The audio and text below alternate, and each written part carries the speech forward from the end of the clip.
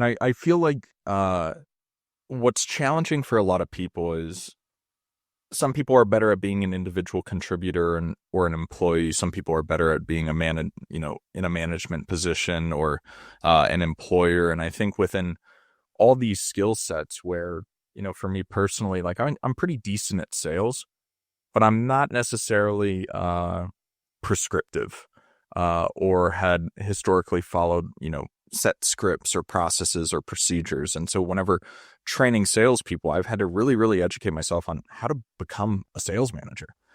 Because I'd never managed salespeople before. I'd always managed, operations focused people. And, or if I did manage a salesperson, it was a director or a, high level position salesperson rather than an individual marketer, business development person, or salesperson. So there's a ton of education and a ton of resources out there. And I think that if you can't meet the needs of your salespeople, find other people that can. There's so many sales training resources out there. There's so many books out there.